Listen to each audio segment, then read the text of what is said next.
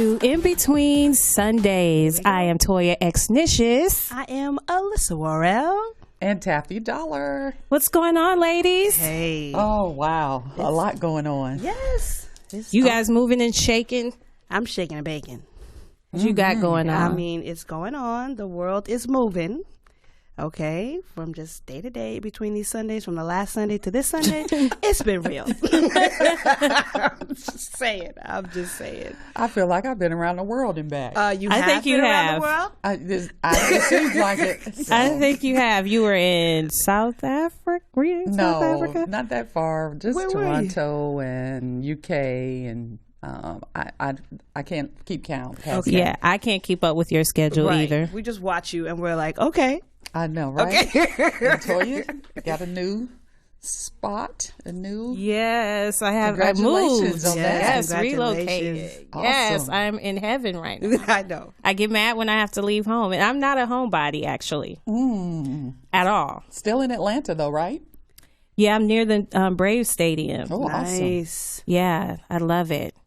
I'm like, what have I been doing with my entire life? With your whole life. Yeah, I've been like just out of the wheel for a long time. So yeah, I love it. I love it. So I'm reacclimating to that. But yeah, life is good. Life is good.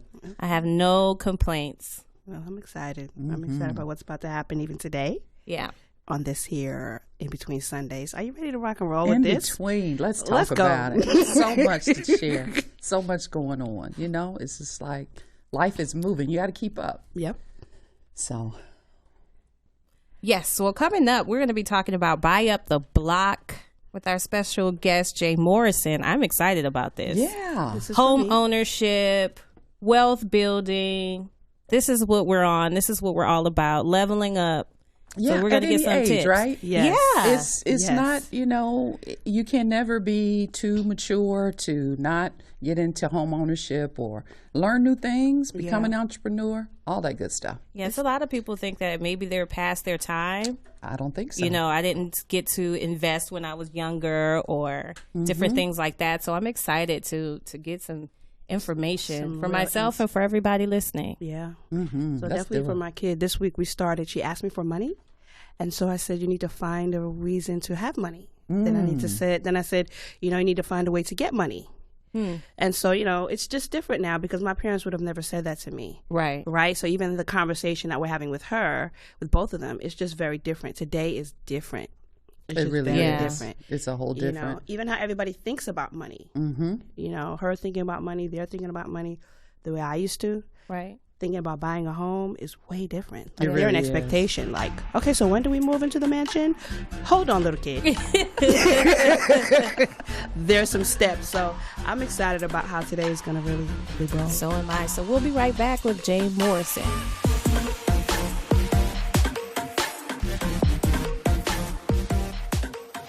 And we're back on In Between Sundays with our special guest, Jay Morrison. Welcome. Thank you for having me, Queens. I'm happy to be here. Good. Did you travel a long way to get here? Not too long. I'm Atlanta local, but I do travel a lot. So we made sure that we were in town today to be a part of this In Between Sundays. Awesome. Thank you. We appreciate that. Yes. Thank you for having me. Yes. Tell us a little bit about yourself and your business and what you do. Yes. All right, so the shortest rundown I can give is currently I'm the CEO, founder, and fund manager of Tulsa Real Estate Fund, which is a Regulation A Tier 2 crowdfund. It's the first black-owned real estate crowdfund in the history of the country. Wow. Where investors can invest as little as $500, pool our dollars together. Each investor gets an 8% preferred return, 50% of the profits, and we buy up real estate assets together. Multifamily houses, apartment buildings, and all types of real estate, buying back our blocks, right? And so outside of the Tulsa Real Estate Fund, we also have a school, the Jay Morrison Academy, where we teach wealth education, real estate investing, and home ownership. And we do that to underserved communities, making wealth education more affordable, more relatable, and more accessible. And we're most notable or known for our real estate corner classes, where for the last 3 years, we've been over 50 corner classes, over 36 cities, where we teach real estate investing on the street corner with a flip chart. Wow. For free. And so Get out of here. Yeah, we literally go into the hood in Bankhead, in Little Haiti in Miami, on Crenshaw in LA, Fordham Road in the Bronx, all in Chicago in the projects. We pull out a flip chart have crowds of hundreds of people, and we teach wealth education and real estate homeownership for free on the corners to our community, as Christ would. In the streets, teaching people where they're at. And so I've been in real estate for the last 12 years. As a developer, investor, I've managed 2 mortgage branches. I've been a celebrity realtor, worked for Sotheby's, had a show on NBC called Open House NYC, and have been a 3-time author, 2 best-selling books. But I get a lot of traction in teaching and preaching this message of wealth education because I've been successful. Actually, our company just announced yesterday that Inc. magazine just announced that we are number 588 out of the top 5,000 fastest growing companies in the U.S. Wow. So we made the Inc. 5,000 list yesterday. And all that is exciting for a lot of our audience because I built this growing empire as a former high school dropout, dropped out of high school in 11th grade, was in the streets for 10 years, served 2.5 years in prison, caught my first felony at 18 years old, facing 3 years to life in prison. I have no college education, but I have a financial education from my experiences in the financial industry. But I turned my life around at 25 years old after 10 years in the dope game, made a full life transition, and in the last 12 years have built up a pretty successful company for myself. Wow. That's awesome. That is amazing. Salute to you and your team. Amazing. Thank you so much. And all praises due to God. He really gave me a third chance at life, and this is why I'm so intentional about my purpose and my passion, and giving others the same tools and resources that I've used to become successful. It's for anybody. It doesn't matter your age. It doesn't matter how many degrees you have. It doesn't matter. A lot of the barriers that we put in front of ourselves, like, homeownership isn't for me, wealth building isn't for me, entrepreneurship isn't for me. No, it's for everybody. Right. We just have to get an education that most of us didn't get in high school. A lot of us didn't even get in college, and we didn't get at home. Right. And so that's why we're so intentional about, teaching this message online, on street corners, on podcasts, wherever we can be, and let people know that, hey, look, this does work. I'm living proof. So many of my proteges and students are living proof that we all could build wealth and live the life of our dreams and live a life of abundance if we equipped ourselves with the financial strategies that were never taught to us. Why do you think that's important for people to know, for our listeners to understand about home ownership and entrepreneurship? I think home ownership is so important because it is the cornerstone to building family wealth, especially here in America.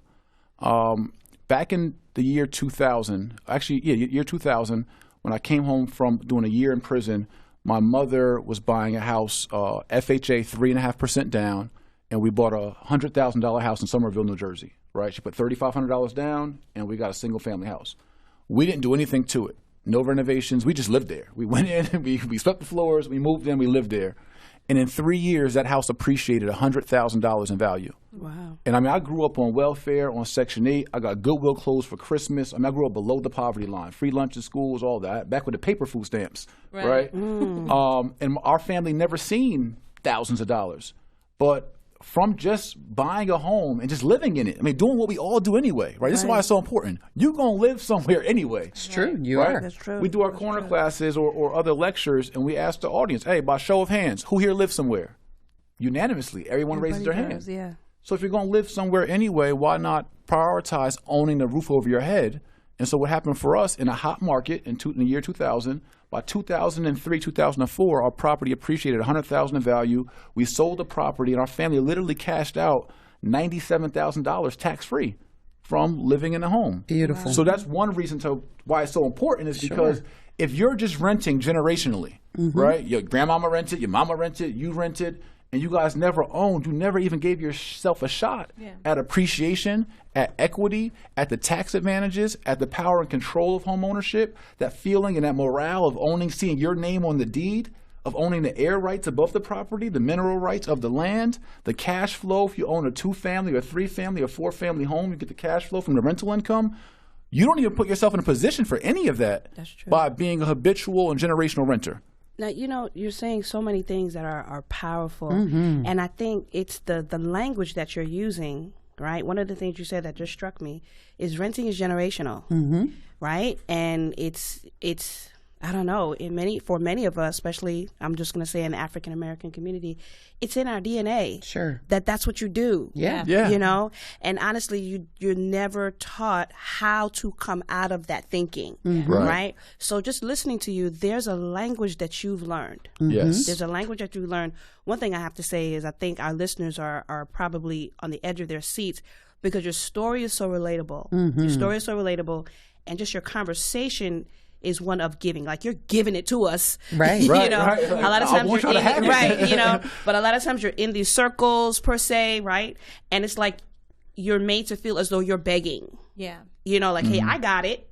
So let me tell you what you need to do, you know. But I want to commend you for that because Thank now you. I feel like I can stop and say, okay, tell me what that means. And I think that's going to be good for a lot of our listeners. Absolutely. Okay, what do you mean when you're saying? That's the part that we need to. And so even with that. Translation. Right. So, you know, even if we could just jump right in, like, what are some of the things that you would even say for a person who's listening right now? Regular mom, dad, you know, at work, driving in the car, you know, you're listening right now.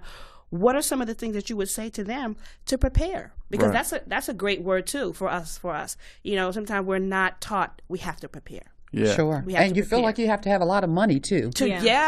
Once I save up X amount of dollars, then I can be like Jay, you know, and my story will begin. Or like you were talking about, once I stop renting for a certain period of time, or once I, you know, get a little older, then to start doing those kinds of things. So what advice would you give to someone prepare, just in terms of how to get started? Absolutely, Pastor. And I think it speaks so much to the mindset. I think it's the first. And so one of my books is called Lord of My Land, 5 Steps to Homeownership. So when I look at the word landlord, we always say, oh, the landlord, we just throw it around. But think about what the landlord really means.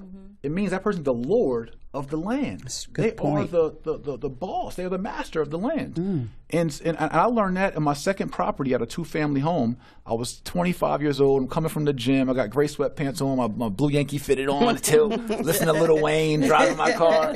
And I hop out my truck, and there's just 2 children playing in the front lawn. I'm not even thinking about it. And I'm going to one of my 2-family properties, and the children, and the woman who was renting from me is like twice my age, and her children in the yard playing, and they say, the landlord's here, the landlord's here. And I'm like, oh, snap. That's me. Uh-oh. Right? And so when it comes to mentality, I think there's 2 key things in all underserved communities or anyone who hasn't really got it yet. One of the things is delaying gratification. So a lot of times we'll go break our backs to give our children this week or this week of enjoyment for Christmas, to go buy them toys they're going to play with for a week and put down. And you done spent $3,000 on, or $1,000, or money you didn't have before you realize it, right? Right, to leverage for Christmas, or for birthdays, or for Valentine's Day, for all these things that really don't matter when you're talking about generational wealth. You're talking about experiences and moments, but you're not passing anything down. So I think that's one part of the mentality, is the sacrifice to get the home ownership. The other part is, and I say in the Lord of My Land, 5 Steps to Home Ownership, is the fear. That's the first thing. Is breaking the fear, and a lot of that fear revolves around responsibility. Sure. What happens if the roof leaks? What happens if the faucet breaks? What happens? Well, what happens when your transmission goes in your car? What happens when your tires flat? Right. Yeah, get new tires. You fix it. So why, when it comes to a home, you say, well, I don't want to own no home. I don't want that responsibility. So you defer the responsibility to someone else, your landlord, because of your lack of discipline, of your lack of confidence, or your lack of accepting responsibility, being an adult, right? Being an independent, not a dependent, but being an independent. That's good. Because of your lack of doing that, you are now deferring your family wealth to someone else. Because what you have to think about is that if your landlord, if you're paying their mortgage by paying rent, their family is benefiting from the equity, from the appreciation, from the tax advantages, from the power, from the control. If you strike oil in your backyard, that's not your oil. You paid the rent for 12 years, but your landlord benefits from those mineral rights, right? So you have to take it personal as to, am I going to pass down my family an opportunity for some wealth or a hard asset, or am I going to pass down my children or my grandchildren a lease? Or rent, or, so great question. So what would you say would be the first step? I hear what you're saying. I'm motivated by what you're saying. All right, let's go. It sounds amazing. Yes. I'm like on go right now. I need to own a home. Yes. What is your advice? Where do I start? One of the first places we say everyone should start, and again, we talk about it in these simple 5 steps of homeownership and Lord of My Land. The first place is get what I call a diagnosis. And that diagnosis is with a mortgage company, with a bank, with a credit union, with any kind of mortgage lender, and ask them to pre-qualify you. Forget what your credit looks like. Forget how much you make. I don't care. Okay, now you're saying something that's pretty serious. Right. To some people that have are listening to you right now. This is the fear part. Okay. You so scared. It is what it is, now. right, Jay? I mean, we got to face the music. Find out where you are. Right. It's like having a cough but not going to the doctor. Yeah. You don't want to know what the doctor's going to say. Is it the big C? Is it bronchitis? Is it this? I don't want to know what my ailment is, so I'm not even going to go to the doctor. Yeah. So we have to go to a mortgage company and ask to get pre-qualified. It costs you nothing. And they'll tell you, hey, you know what? You can afford a $70,000 house. You know what? You can't afford nothing because of your credit, because of your income, because of this. And now you reverse engineer and you work on those things. Yeah. So find out what is potentially keeping you back from owning a home. And a lot of times we say, I can't afford any home. I had many clients tell me I can't afford real estate because they thought, because they somehow made themselves an expert, they thought they needed 30% down, I needed $30,000, I need all this money.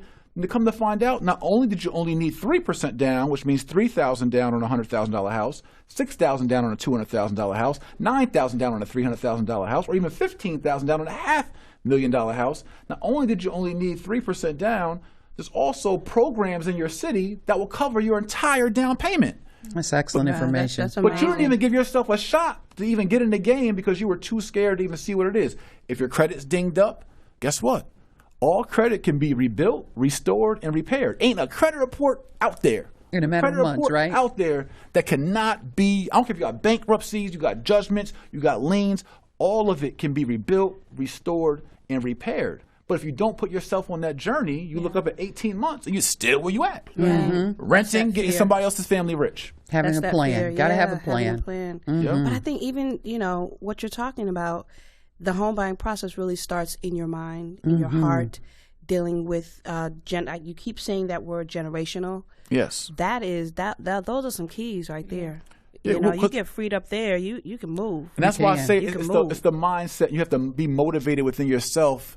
And that's why I think a lot of us, many of us, were not passed on any kind of wealth. And so whether because of lack of knowledge or experiences or whatever our parents or parents went through, right? And especially as a community, what we have went through holistically. So if your family has not been able to pass on any wealth, are you going to pass that burden on to your next generation because you were too undisciplined, because you were too lazy, because you were too scared? Right. So now you putting that on your babies? Yeah, that's think about that. Yeah. You're passing on the burden to your children now to have to do something for your last name and for your legacy because you were too unfocused to do it.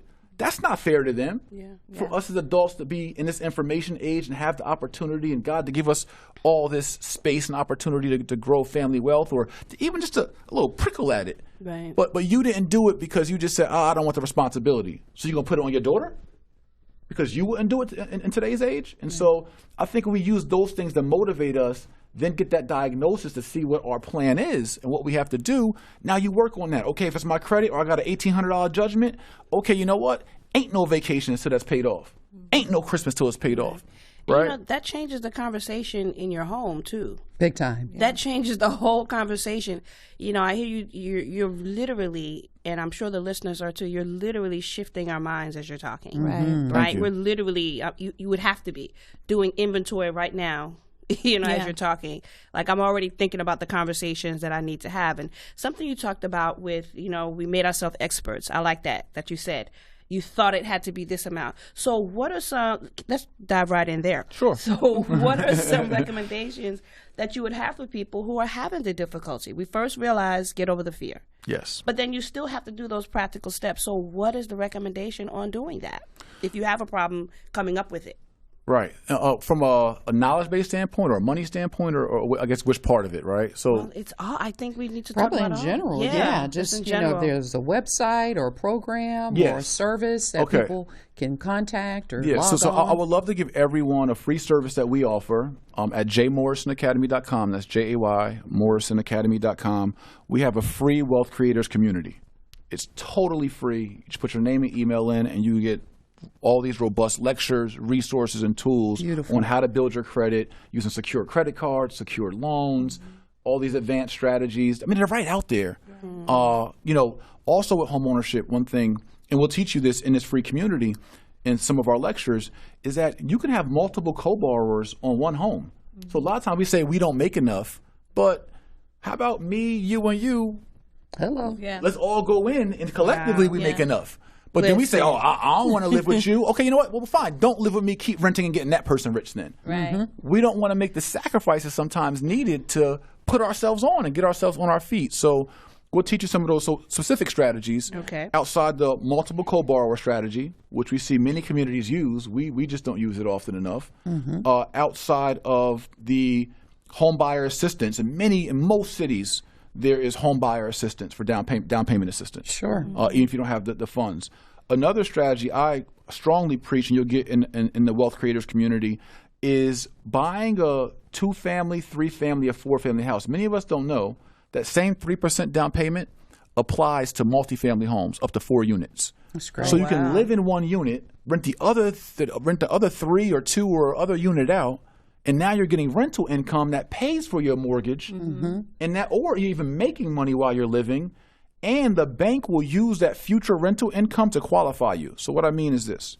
If you're working at Burger King and you're making $22,000 a year, you're working at Walmart, you're working at the gas station, and you're not generating a ton of money, but you want to buy a home. If you target a multifamily home, the bank will look at those other units that you would be renting out once you're an owner and say, okay, you're making $1,000 off this unit, $1,000 off this unit, $1,000 off this unit. That's $3,000 a month, $36,000 a year. The bank will give you up to 70 to 90% credit of that future rental income towards what your current income is. If you only make $22,000 a year, but you would be making another $36,000 with your rental income, the bank will give you 70% of that $36,000 towards your $22,000. Wow. So now they'll look at you as making $50-something thousand a year just by the future rental income of those other units. That's another way you can qualify with multiple co-borrowers. You can also use in that situation. And then many of us don't know that Section 8, government vouchers, disability, even child support at times, all can be used for qualifying or assisting you in qualifying your income. Section 8 is not a rental program, it's a housing program. Wow. You could literally purchase a home with your Section 8 voucher. Beautiful. Wow. That's amazing. Good stuff. And I know it's probably the same wealth building mentality when it comes to investing as it is personal home ownership. But what would you say to someone who's interested in maybe flipping homes, wholesale real estate, purchasing wholesale real estate, different things like that? What are some of your recommendations? Or to become an investor, right? Because you don't quite know what the you may not even requirements are, right? Yes. What I strongly recommend and preach and teach, and I'm so passionate about it, I say it, although I think our school is so thorough, I say I don't care where you learn it at. We all should equip ourselves with these strategies and wealth education, because whether you want to use it this year or in 5 years, once you know it, you know it. When you know how to buy tax liens, you know it. I may not want to do it this year, but if I want to do it next year, I can do it. If you want to wholesale real estate, meaning where you simply assign contracts, you put a contract on a property, you may not have the money to even buy the property, but pastor may have the money to buy the property and say, Pastor, I got this great deal. But I can't even tell her it's a great deal if I don't know how to evaluate a deal, right? If I don't know how to find the ROI, find the purchase ratio, find what an LTV, an ARV is. So when you equip yourself with this new language of financial literacy, I can now say, Pastor, I got this great deal. It's a 14% ROI. I know that's more than what your CD is getting you, what your savings account, what your mutual fund is getting you. So I'll give you the contract on this great deal. Just give me $5,000. And you can have my contract on this great deal. Here it is written out. That's wholesaling real estate. That means you're making money. I just made $5,000. One of my students made $50,000 last month from just assigning paperwork over on real estate deals, right? So that's another strategy. Wow. Buying and flipping, another strategy, right? Multifamily homes. I have 28 units of apartment buildings here in Atlanta, student housing, that we did it through owner financing. Meaning we didn't even go to the bank. The owner financed it. But it's just knowing the information. So I say all that to say we teach that all in JMA, the Jay Morrison Academy, or wherever you feel you most can learn it. But you have to just – it's like if I want to be a great chef, I need to go to culinary school. That's right. If I want to be a great mechanic, I need to go to mechanic school. If you want to be a great investor, you need to go to a school or some kind of institution that can teach you the strategies of being an investor, how to form your LLC, how to build your corporate veil, how to brand your business, negotiate deals, read contracts. And it seems intimidating because we just never got a foundation for it in school, and we're so used to just how traditional school has taught us. Right. But once you get the vocabulary down and some of the lingo, it's really not that hard. It's really basic. It's really simple. And we all have the opportunity to do it. And it's worth doing. It really can set you free. Or if you want to keep working your job or your career, it will be an extra stream of income to help you live a life of abundance. And it sounds like that student of yours didn't have a lot of cash for startup. Absolutely. Yeah. Yep. That's good. Wow. I am completely amazed. It's just layers and layers. I'm so pumped about it. Listen, I feel you. I feel you.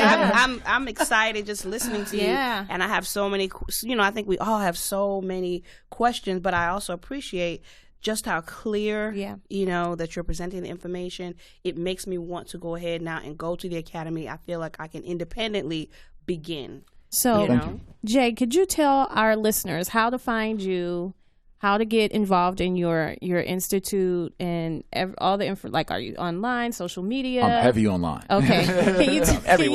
Can you tell us how to find you? Sure. You all can find me across all social media, Instagram, Twitter, Facebook fan page is all Mr. Jay Morrison. So you can find me there. Our school is the Jay Morrison Academy, and that's also across social media for those who, and again, we give a free Wealth Creators community. If you want to learn more advanced lessons, we have one-on-one coaching. We do hourly consultations. If you want me to sit down with you personally and look at your family portfolio and see how we can scale it and grow it, or for those who are more advanced or less advanced, wherever you fit in, we have something for you, right? So you can get that at jmorrisonacademy.com. Please join our free community. And then for those who want to invest passively, we launched the Tulsa Real Estate Fund on June 1st. It was our IPO. We raised over $10 million in 1 week. And we're already on our way. We just contracted a $2.5 million property here in East Point, East Point, Georgia, Atlanta, or kind of Atlanta. So we have that coming soon. We have over 200 units of multifamily housing we've contracted. But it's just not us.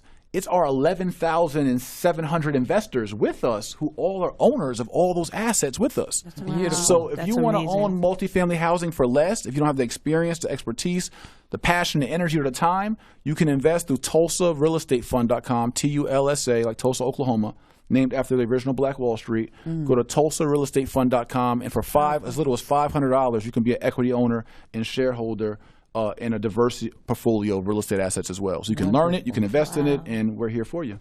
Awesome. And I love that you're taking it to the community where it's needed the most. Yeah. That corner. Thank you. You don't hear about that. Yeah, the corner classes. Most people, you have to go to them, but you're there. Yeah. I love that. Thank you so much, Queens. It's been great. This has been amazing. Yes. Absolutely amazing. I enjoyed it as well. Thank you so much for joining us. Until next time on In Between Sundays.